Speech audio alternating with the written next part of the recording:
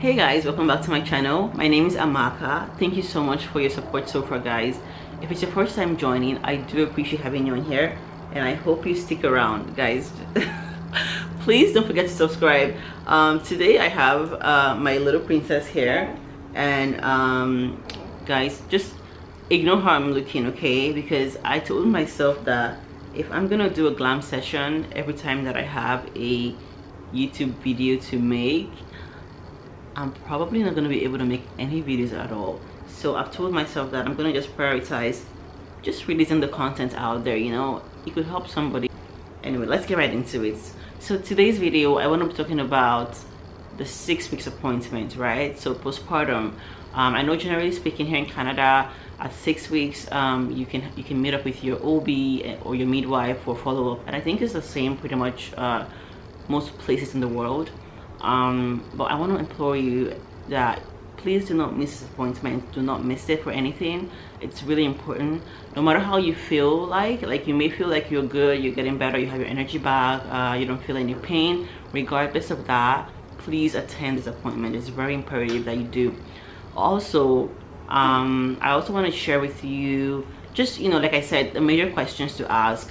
And also, it's important that some of these questions you sort of start taking notes before the appointment. Things that I would note before the appointment are things like, okay, the bleeding, right? Guys, just give me 1 second. Okay. So I'm just gonna breastfeed her while I talk so she can be a little bit more cooperative. So like I was saying, you want to take note of certain things before the appointment. Certain things like you're bleeding, you're monitoring it. How's the consistency? Like, are you still bleeding? What's the volume? How many pads are you soaking up per day? You know, you want to be able to like share that information with your OB on the day of the appointment. You also want to take note of you know, if you're having any pain, like any pelvic pain, anything that you deem to be unusual, whether you're sure or you're not sure, just take notes of them so you can have that discussion at your 6 weeks appointment. At that appointment, I think there are like 3 major questions or 3 major categories of things to discuss. The first thing would be obviously your physiological health. How are you healing? You know, what's the process like for your healing? Are you doing okay? The second thing would be like your mental health. You know, are you having any, you know, postpartum blues, any anxiety, depression, you know, any ideations like that? And then lastly would be contraceptives. You know, if you're planning to have a baby in the future, if you're planning on not, like what method of contraception do you want to use? So those kind of 3 categories of things that will be discussed at that appointment. So it wouldn't hurt to sort of prepare yourself prior, right? Okay, so let's go right to the appointment. So now you're at the 6 weeks appointment. For example, when I had mine, there would be a physical examination and also an internal examination. So for the physical, you know, check your weight, check your, you know, your breast, check your abdomen, make sure that, you know, there's nothing out of the ordinary happening over there. There's also going to be an internal examination, so like a pelvic examination, where your OB would be checking for your cervix, seeing how much healing your uterus has healed. The major questions that I think you should ask are, firstly, how did your general delivery process go? Were there anything that sort of didn't sit right with you or you were curious about? It's important that you bring that up with your OB. So, for example, maybe during your delivery, the doctor used a forceps. You want to probably know, oh, why did you have to use a forceps? Or maybe you had a preterm delivery. Or, you know, you want to probably ask, is there something that I should be concerned about for future pregnancies? Or maybe you even had a CS, right? You want to know if that's something that you're likely to have in another pregnancy or not. You know, questions like that, you know, things like that you're not sure of or you don't have a rationale behind them happening, definitely bring them up with your OB so you can get some closure to that. And also it would help you plan properly for future pregnancies. Secondly, another question that I think it's important to ask is abdominal separation. So when it's measured with fingers, I believe the general rule of thumb is anything more than 2.5 centimeters or more, you may need like a pelvic floor therapist for that. So you want to know, you know, ask your OB, oh, do I have diastasis recti? You know, how wide is it? Can you also refer me to a PFT? so that's good to know. Another important question to ask is prolapses, right? Are you at risk of having any prolapse, uterus prolapse, bladder prolapse? Apparently a good percentage of pregnant women tend to have prolapse, and sometimes it's not even right away. I've read that it could even happen later in the future. For some people it's happened even a year after having the baby, which is kind of ridiculous, right? Like, can we catch a break? Right?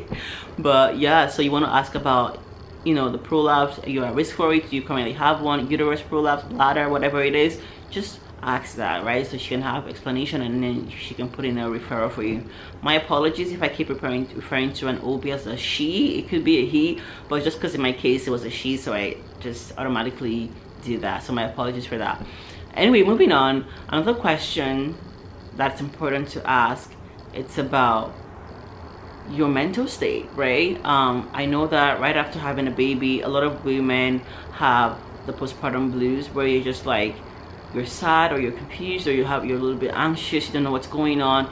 But there's also a big difference between the postpartum blues, because that tend to go away, and that's quite different from actual postpartum depression. So you want to definitely speak about your symptoms. What kind of symptoms are you having? Are you having you know, are you crying a lot? Are you stressed out? Are you having a lot of anxiety?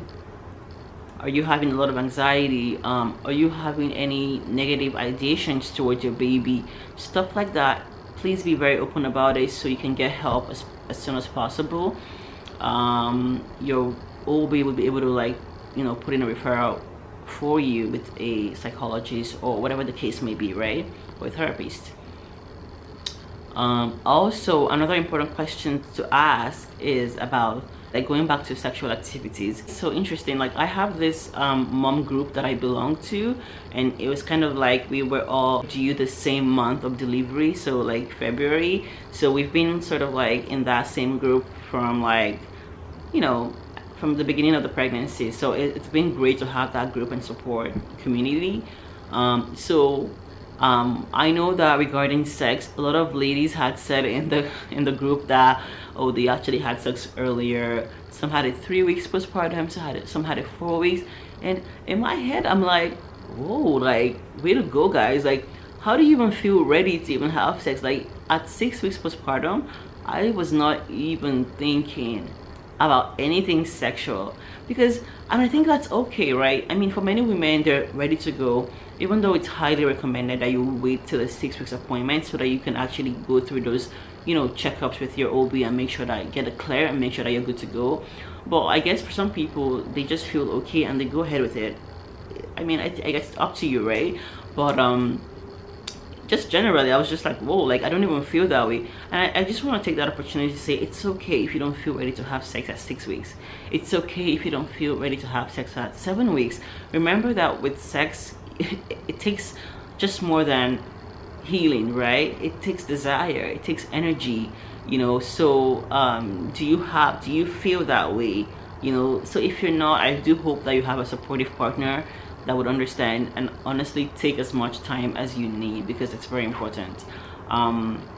Yeah, so like I was saying, so I remember my OB, she was like, are you planning on having any future pregnancies, and what kind of method of contraception you know, are you looking at? She went over the different types of contraceptives with me, and also, so I guess depending on when you're planning on having a baby, it would differ regarding what kind of contraceptives would be tailored to you. In my case, kind of leaning towards an IUD, because, girl, I think I'm done with this whole baby making business. But so kind of leaning towards an IUD, because that's more of a long-term you know, contraceptive method. But also, if you want a patch or the female condom, whatever worked for you, it's just good to know ahead of time, or just so you can have that discussion with your OB and you can prepare for that, right? Also, another thing that I wanted to mention was, if you had any form of pregnancy related issues, say for example you had like gestational diabetes, right, or preeclampsia, so you want to bring that up with your OB to be like, okay, so I know I had that during pregnancy, but how is that gonna affect me moving forward? Like, is it gonna, you know, am I gonna keep having it? Am I now someone that has diabetes because I had it while I was pregnant? You know, it's very important that you ask those questions so that, you know, they could have follow-up tests for that case. For example, if you had gestational diabetes, she may order some glucose tolerance tests to make sure that, you know, they're following up with that. And even I remember that sometimes I think even during the internal check, they may also do a pap smear if you're due for that. So and also if you have any other immunizations coming up, they may also, like, you know, get that done for you. Also, another important question, excuse me, another important question to ask is exercising, right? Going back to your fitness life, like, are you ready to go? Are there any things that you should keep in mind? I know my OB had mentioned that yeah, you can go back to fitness, but also just remember to, like, take your time. Don't go and start carrying 50 kg squats right away. Like, you're not even gonna feel up for it. Well, personally, I didn't feel up for it. In my case, I did get a clear. She said, oh, you're good to go, you can go back to your workout, you can go back to sex, you can go back to that. And in my head I was like, girl, are you serious? Because honestly, I wasn't feeling that way. I know I felt better than, like, the first week, but also I didn't feel like I was completely healed. As a matter of fact, I have had, like, I was experiencing some pelvic pain, but I guess with time, you know, she had mentioned that it would go, and just sort of reminded me to just take things easily, just sort of ease into things, don't just rush back into it, okay? Even with your exercises, with your diet, whatever it is. Another important question to ask is breastfeeding. If you're having any issues with breastfeeding, oh my gosh, guys, I understand how hard it is to breastfeed. Honestly, I'm not a fan of breastfeeding, and I have sort of, to be honest and to be a little bit, like, transparent on here, I definitely considered stopping breastfeeding, but I felt I just was overwhelmed with guilt, because I'm like, oh, like, how do I, to me it was sort of like, how do I deny my child of breastfeeding, especially as there was nothing, like, physiologically wrong with me, or, like, it wasn't like I had issues breastfeeding. It was just like I just sort of needed it. Like, I just felt like I wish I could stop breastfeeding for my mental state. Like, just thinking about breastfeeding, thinking about pumping, thinking about, oh my gosh, did she have enough? Is there enough milk? Especially when your supply is low in the beginning. Like, it was just a lot. And when I hear of mothers that choose from the get-go not to breastfeed, I feel some sort of jealousy. I'm like, oh, I wish that could be me.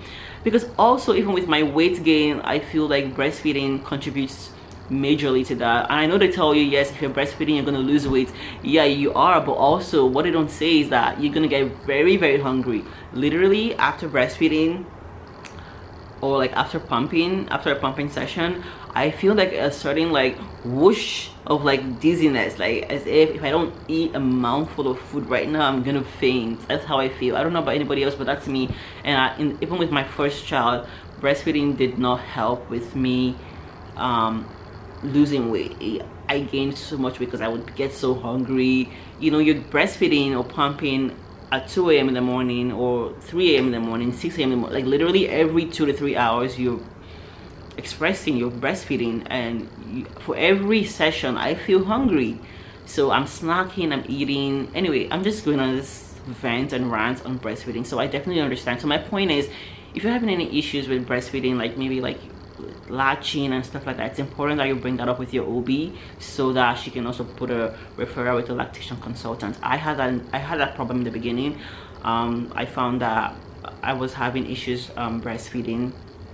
She just wasn't latched properly, so I had a consultation with a lactation person, and she gave me some tips and tricks on how to breastfeed. After that, it got way more better. So if you're in that case, maybe a tongue tie, or maybe just general tips on how to improve breastfeeding, please definitely take advantage of a consultation with a lactation professional. And I think that's pretty much it, guys. I think I covered major questions to be asked at your OB appointment.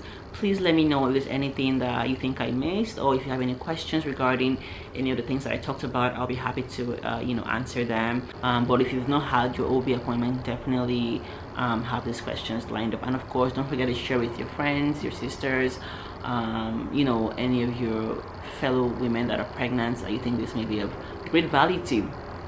And that brings me to the end of this video. Thank you guys so much for you know, waiting it out with me. Thank you for coming to the end of the video as well, and I hope you did not forget to subscribe, and of course comment on anything that you know you want to share with me. I'll be looking forward to that. And in that case, see you in my next video. Bye.